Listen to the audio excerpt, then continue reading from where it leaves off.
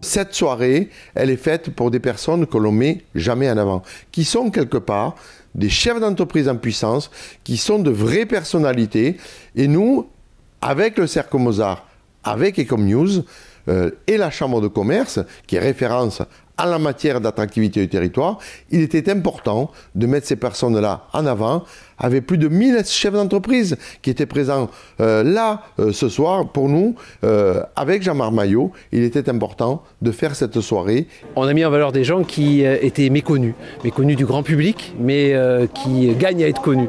Et quand on voit dans les yeux de tous les participants l'attrait, le plaisir d'avoir félicité, applaudi ces personnes-là, c'est qu'on a rempli notre mission, qui était cette mission d'intérêt général, de faire valoriser notre territoire avec tous les acteurs, toutes les forces vives, quels qu'ils soient. C'est une soirée, si vous voulez, qui réunit l'ensemble de ce qu'on appelle les forces vives dans ce territoire.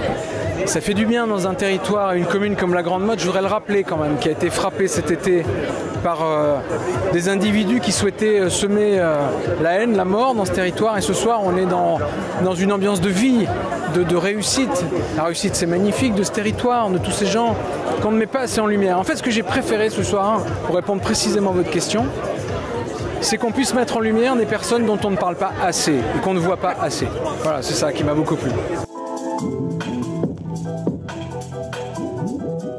Ça fait déjà 3 ans qu'on est partenaire avec le Montpellier Handball sur les Mozart de la réussite. C'est important pour plusieurs raisons. La première déjà, c'est le rayonnement de notre marque. C'est important d'être présent et de montrer que le Montpellier Handball est un acteur du territoire.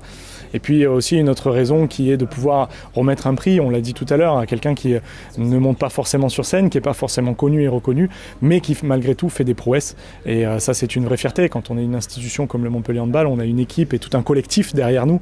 Et donc du coup, on crée les exploits. Mais des fois, les exploits sont méconnus et c'est important pour nous de pouvoir aider à les mettre en avant.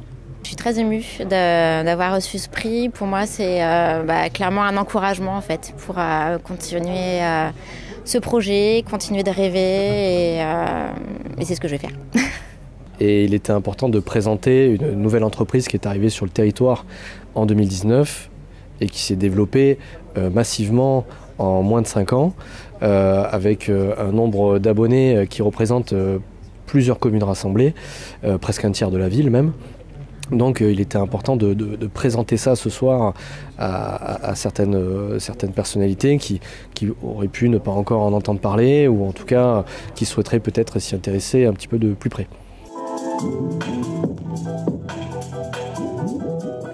On honore ici des entreprises locales qui font rayonner en fait le territoire. Et nous sommes une entreprise, on va dire, qui est locale, puisque la clinique Beau Soleil est implantée depuis un siècle quasiment dans ce département. Nous avons un devoir, je dirais, d'intégrer ces nouvelles technologies, toutes ces avancées, pour en faire profiter les patients de la clinique, comme le font, je pense, tous les établissements de santé.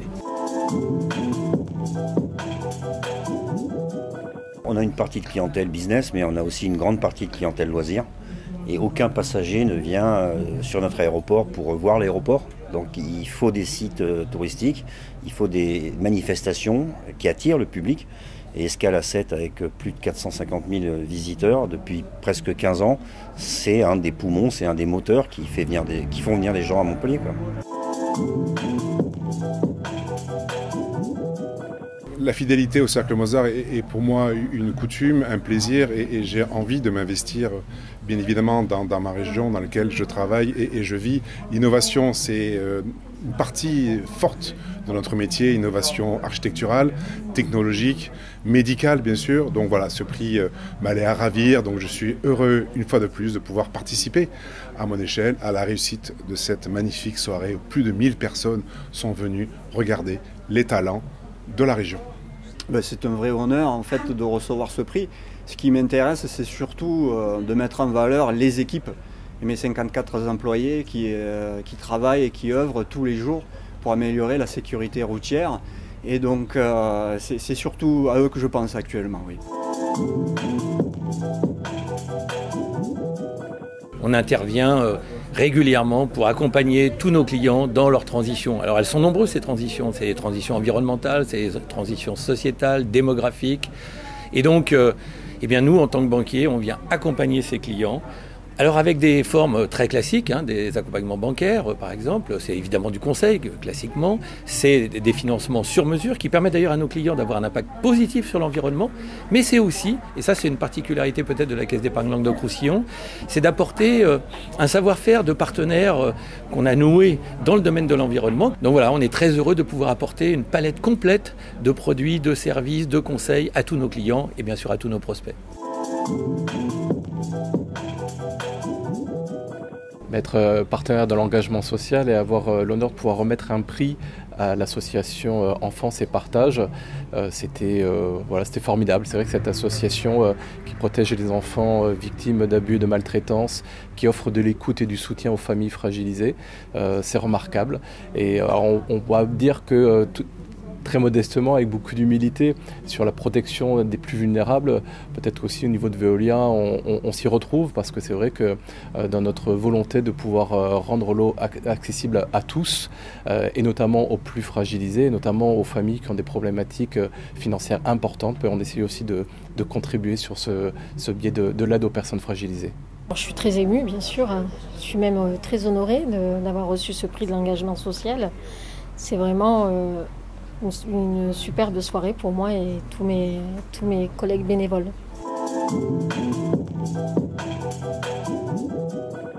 C'est tout naturel qu'on soit associé et partenaire de cette soirée prestigieuse qui a mis en lumière les talents de l'Occitanie parce qu'on a remis un prix qui s'appelle l'attractivité et on l'a remis à Créalia qui finance l'innovation dans nos territoires pour nos PME et nos startups. Alors évidemment on peut voir le lien, il y a l'attractivité exogène et tout ce qu'on fait pour attirer des investissements étrangers et on a ici en Occitanie 110 000 emplois dans les 2000 entreprises étrangères qui sont installées dans les différentes régions, dans nos différents départements, mais vous avez aussi une attractivité endogène de toutes celles et ceux comme Créalia qui soutiennent l'innovation, soutiennent la création d'emplois pour rendre attractifs tous nos territoires à nos entrepreneurs pour qu'ils s'y installent. Moi, je n'aurai jamais assez d'estime de parce que sont mon éducation, mes sources, d'où je viens, pour tous ceux qui s'investissent pour un territoire et qui, quelque part, ils donnent une partie de leur vie ou parfois leur vie et qui font tout pour le développer. Et peu importe le succès ou le résultat, ils donnent de soi et de fait, ça rayonne autour d'eux. Et c'est ça qui est formidable. Voilà, c'est pas une histoire d'argent, c'est une histoire de cœur, en fait.